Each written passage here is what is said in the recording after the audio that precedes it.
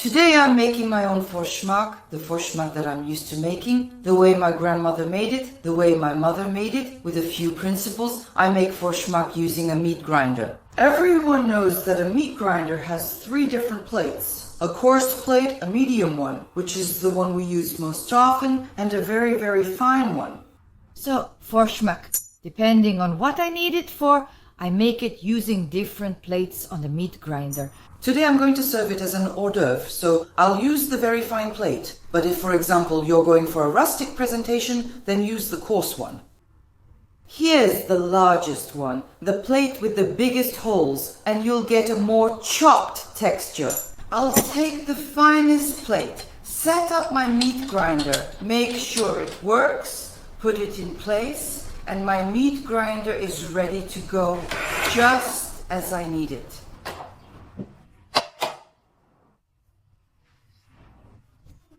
First, the herring. Also, how do you fillet a herring?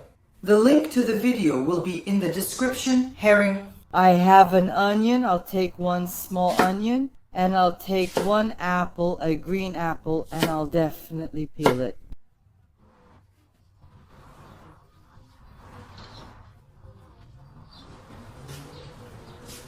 The peel just doesn't work in this recipe.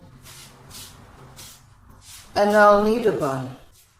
You know, many people say you should soak it in milk or cut off the crusts, but I don't do any of that. I just soak the bun in water.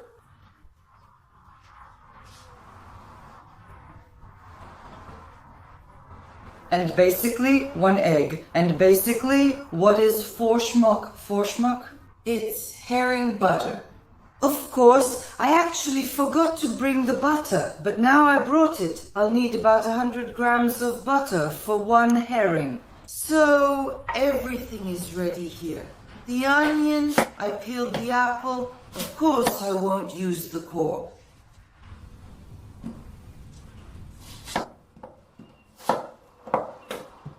So my herring is prepared and cleaned. I'll cut off 100 grams of butter,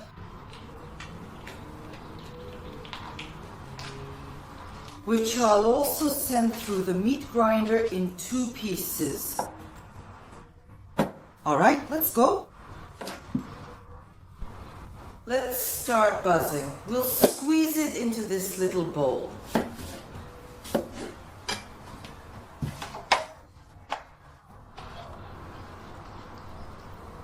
I'll start with the herring, the most valuable ingredient.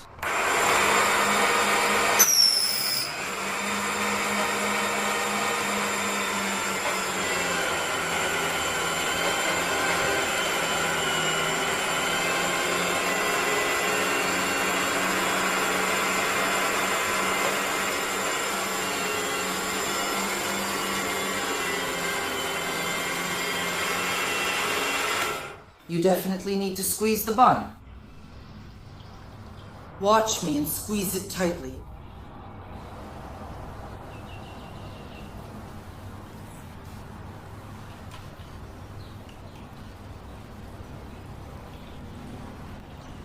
That's it. And we continue.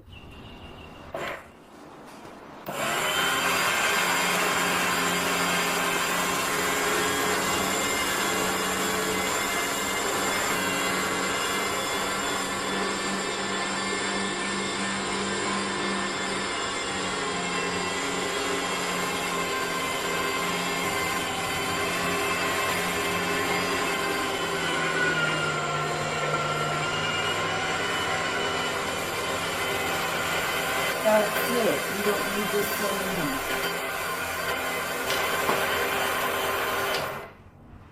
That's it. We've skipped everything. We don't need anything. Crumbs. I'll clean everything up from here.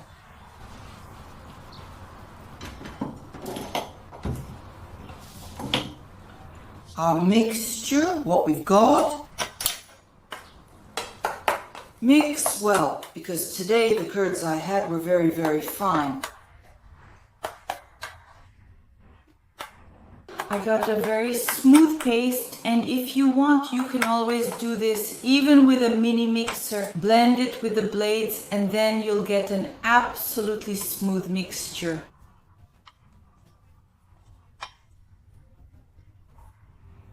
Well, as always, 111, this trick never fails. And I mentioned a piping bag with a nozzle and a second piping bag.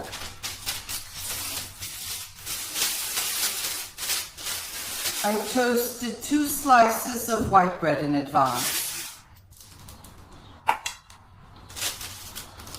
Of course, it's best if the Forshmak sits in the fridge for a while. The butter will set,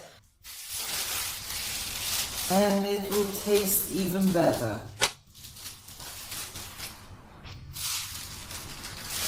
I'm putting one bag inside the other.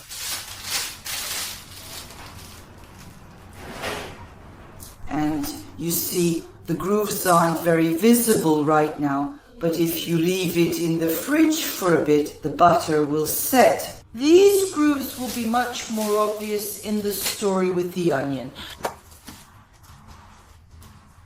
I have some little leftovers. You can take a bit of green, chop it up, sprinkle it on, as they say. Our Forshmak is ready. It's quick, simple, and very tasty.